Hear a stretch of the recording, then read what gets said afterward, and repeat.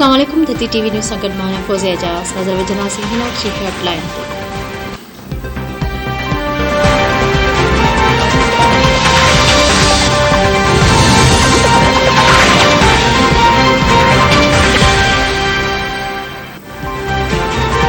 पंजाब जे वॾे वज़ीर जी चूंड बाबति केस जी सुप्रीम कोर्ट में ॿुधणी जारी। चीफ जस्टिस उमर अता बंदियाल जी सरबराही में जस्टिस एजाज़ुल हसन ऐं जस्टिस मुनीब अख्तर ते ॿधल टिरिकुनी बेंच केस जी ॿुधणी करे रही आहे। चीफ जस्टिस रिमार्क्स ॾींदे चयो आहे त थी सघे थो त फुल बेंच जोड़ी वञे। हू केस खे मेटर्स ते न पिया ॿुधनि। चीफ जस्टिस परवेज़ इलाही जे वकील अली ज़फ़र खे चयो त हू फुल कोर्ट जोड़ण बाबति दलील ॾियो त हू ॿी धुर जा फुल कोर्ट जोड़ण वारी इस्तदा खे कीअं रद्द कंदो। परवेज़ इलाही जे वकील अली ज़फ़र दलील ॾींदे चयो 25 वरियनि में टिरिकुनी खां 4 केसनि में फुल बेंच वेठी आहे। केतिराई अहिड़ा केस आहिनि जिन में फुल कोर्ट जोड़ण जी इस्तदा रद्द कई वई। अदालत ते मुकमल एतमाद हुजणु घुर्जे।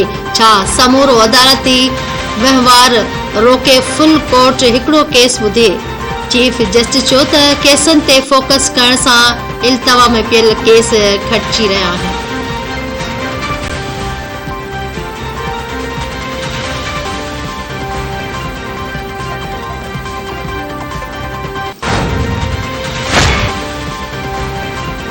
पंजाब जे वॾे वज़ीर हमज़ा शहबाज़ वॾे वज़ीर जी चूंड बाबति केस जी लाइ फुल कोर्ट बेंच जोड़ण लाइ दरख़्वास्त दाख़िल करे छॾी।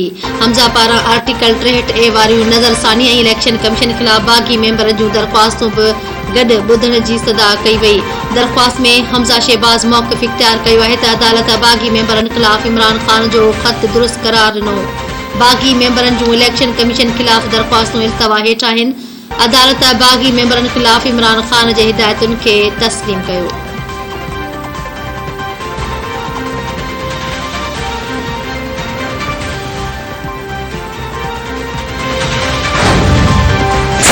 से आप शुरू हो जाएं और आज तक के वाकयात आप देख लें, अदालती फैसले आप देख लें तो रोंगटे खड़े करने वाली एक दास्तान इंसान के सामने आती। पिछले दिनों आपने देखा कि हमज़ा शहबाज शरीफ साहब का इलेक्शन हुआ, वो जीत गए। तहरीके इंसाफ सुप्रीम कोर्ट की रजिस्ट्री में दरख्वास्त लेकर गई, दीवारें फैलांदी सुप्रीम कोर्ट की लाहौर रजिस्ट्री की। संजरानी साहब के इलेक्शन में 6 वोट्स रिजेक्ट होते हैं, स्पीकर रूलिंग देता है। सुप्रीम कोर्ट में जाते हैं तो कोर्ट कहती है कि जो स्पीकर की रूलिंग है उसको चैलेंज नहीं किया जा सकता। चौधरी शुजात हुसैन साहब जो पार्टी के सरबराह हैं, उनकी मर्जी के खिलाफ जिन्होंने वोट दिए हैं वो काउंट नहीं होंगे। कासिम सूरी साहब को क्यों नहीं बुलाया गया सुप्रीम कोर्ट में, जबकि सुप्रीम कोर्ट ने कहा कि आइन टूटा है, क्यों उनको नहीं बुलाया गया। हुकूमती इत्तेहाद सुप्रीम कोर्ट जे टिरिकुनी बेंच ते बेतमादी ज़ाहिर करे छॾी। वॾे वज़ीर जी चूंड बाबति केस जी ॿुधणी लाइ हिकु भेरो ॿीहर फुल कोर्ट जोड़ण जो मुतालबो करे छॾियो। PDM सरबराह मौलाना फजलुर रहमान, पीपल्स पार्टी जे चेयरमैन बिलावल भुट्टो ज़रदारी, मुस्लिम लीग नून जी अॻुवान मरियम नवाज़, मोहसिन धावड़, ख़ालिद मक्सी, एमल वली ख़ान ऐं ॿियनि जी गॾियल प्रेस कॉन्फ्रेंस। हुकूमती इत्तेहाद जो चवणु आहे त मैच फिक्सिंग जी बेंच फिक्सिंग बि ॾोहो आहे। मरियम नवाज़ चयो आहे त खेसि पैगाम मोकिलिया पिया वञनि त प्रेस कॉन्फ्रेंस न करियो। अव्हां जी अपील इल्तवा में पियल आहे। कंहिं बि इदारे जी तौहीन ॿाहिरां न पर अंदर खां ई थींदी आहे। केस ते फुल कोर्ट जोड़ियो वञे। मैच फिक्सिंग जी बेंच फिक्सिंग बि ॾोहो आहे।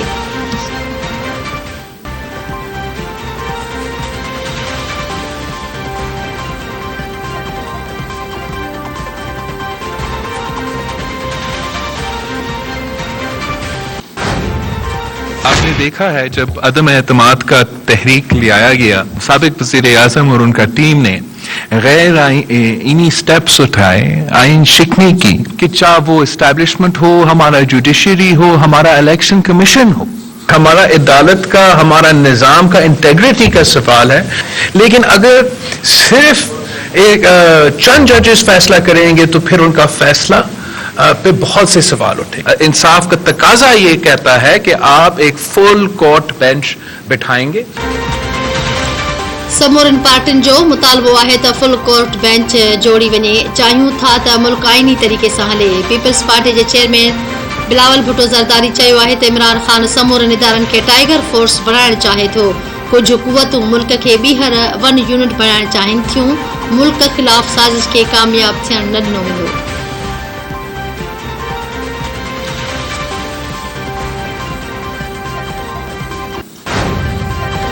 मुल्क के मजमूई हालात पे बात कर रहा हूँ। वो आइन हमारे दरमियान कदर मुश्तरक है और उसी को एक मीसाक मिल्ली की हैसियत हासिल है कि न आइन का एहतराम, न पार्लियामान का एहतराम, न उनके फैसलों का एहतराम, तो बर्दाश्त की कुव्वत आवाम की एक दिन ख़त्म हो सकती है। हमें वहाँ तक नहीं जाना चाहिए। उसका रोज रोज इम्तिहान न लिया जाए। अगर आप गवर्नमेंट को काम ही नहीं करने दे रहे और रोज रोज आप उसको किसी न किसी कटहरे में खड़ा कर देते हैं, तो फिर तो मेरे ख्याल में मुल्क का निज़ाम एक दिन तबाह बर्बाद होगा। जो यहाँ बैठे हुए हैं, इनका वहाँ कोर्ट में दाखिले पर पाबंदी लगा दी है। असां हिन बेंच मां इंसाफ़ जी उम्मीद नथा रखूं। PDM सरबराह मौलाना फज़लुर रहमान चयो त हिन केस जी ॿुधणी फुल कोर्ट बेंच करे अवामी नुमाइंदनि जो तहफ़ुज़ यकीनी बणाए वञे। PDM सरबराह मूजिब मरियम नवाज़ जो मौक़िफ़ ई संदन गॾियल मौक़िफ़ आहे। हू मरियम नवाज़ जे बयान जी हिमायत कनि था।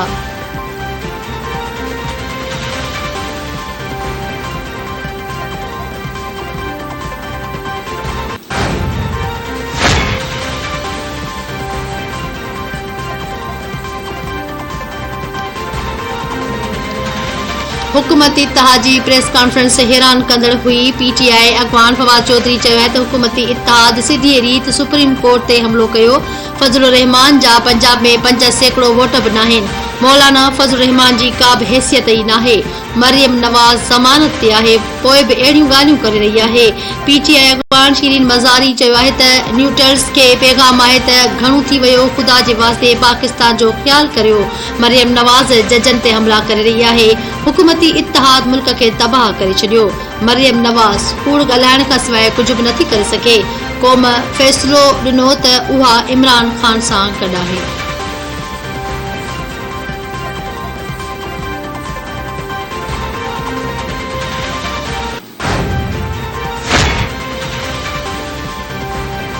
आसिफ ज़रदारी जे ॾोटे जी सालगिरह मल्हाइण दुबई पहुची वियो। आसिफ ज़रदारी न्याणी बख्तावर भुट्टो ज़रदारी आसिफ ज़रदारी बाबति दावनि खे थुॾे छॾियो।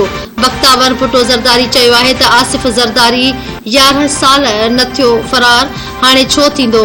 आसिफ ज़रदारी हर हुकूमती दौर में अदालतुनि खे मुंहुं ॾिनो, आमिरनि खे मुंहुं ॾिनो। बख्तावर भुट्टो ज़रदारी मूजिब आसिफ अली ज़रदारी पंहिंजे ॾोटे जे जनम ॾींहुं मल्हाइण लाइ दुबई पहुतल आहे।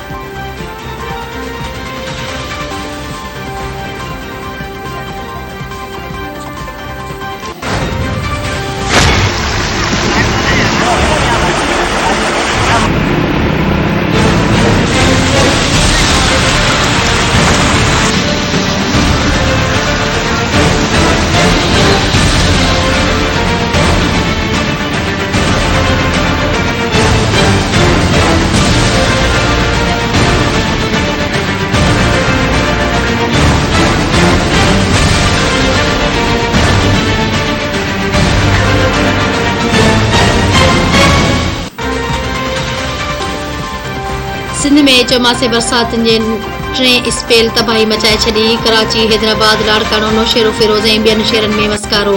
मीरपुर ख़ासि, खैरपुर सागड़, टंडे, मोहम्मद खान ऐं ॿियनि शहरनि में बि बरसात। शहदाद कोट, थरपारकर वसकारो थियो। दादू, घोटकी, शिकारपुर में बि ककर वसी पिया। जेकबाबाद, कशमोर, उमरकोट में बि वसकारो। बरसातुनि सबबि वण, सारियालो, बेजारो ऐं ॿिया फसल तबाह थी विया। खजनि जे बाग़नि खे बि कापारी थक, आबादगार परेशानी में वठिजी विया।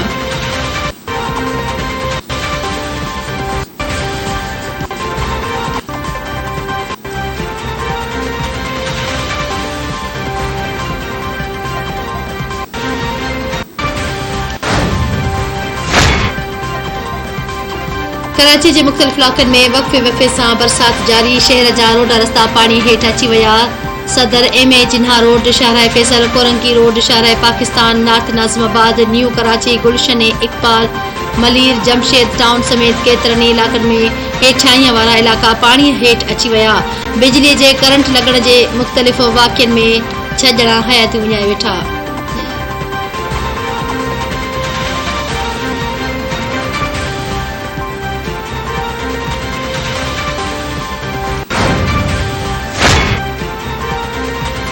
बरसाती पानी नेकाल थियण ताईं सिंध सरकार सुख सां न वेहंदी। इतलात जे सूबाई वज़ीर शहरनामे में चयो त वॾो वज़ीर सैयद मुराद अली शाह पाण इमदादी कमनि जी निगरानी करे रहियो आहे। काबीना मेंबर सुबुह खां रोडनि ते आहिनि। मुतासिरनि खे आरज़ी रहाइश ऐं खुराक ॾिनी वेंदी।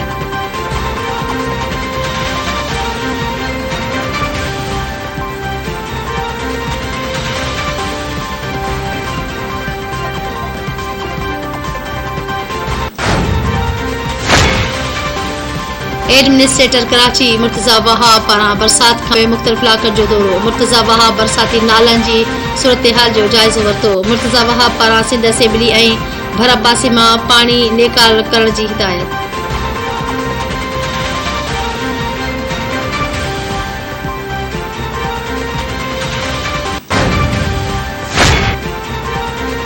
सिंध में तेज़ वरसकारे बाद कोहिस्तान ऐं काछे में नेहियूं वही आयूं।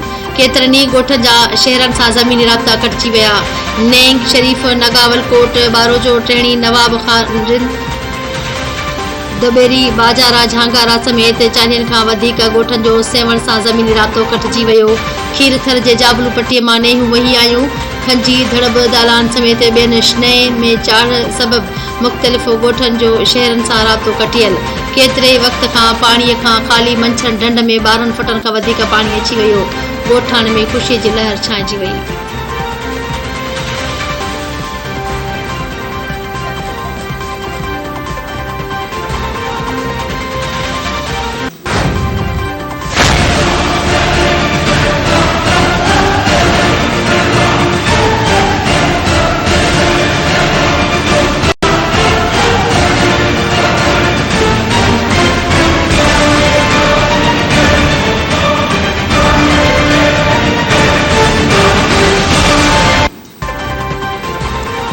कराची खां लाहौर पहुची मर्ज़ी जी शादी कंदड़ दुआ ज़हरा खे कराची मुंतकिल कयो वियो। अदालती हुक्म ते दुआ ज़हरा खे लाहौर खां कराची मुंतकिल करे चाइल्ड प्रोटेक्शन ब्यूरो में रखियो वियो। दुआ ज़हरा खे 1 अगस्त ते ट्रायल कोर्ट में पेश कयो वेंदो। चाइल्ड प्रोटेक्शन ब्यूरो मूजिब दुआ ज़हरा खे फुल प्रूफ सिक्योरिटी ऐं हिफ़ाज़ती इंतज़ामनि में रखियो वियो आहे। कंहिंखे बि संस मिलण जी इजाज़त नाहे।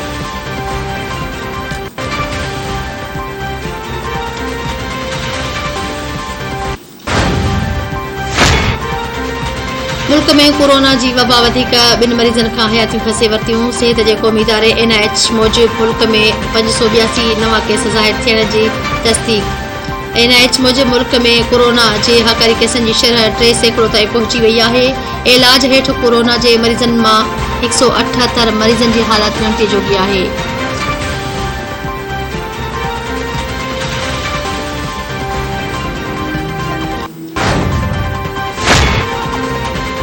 इंटरबैंक में डॉलर जी ऊंची उड़ाम जारी। डॉलर जे क़दर में ₹1.60 बाद इंटरबैंक में डॉलर 230 रुपयनि जो थी वियो।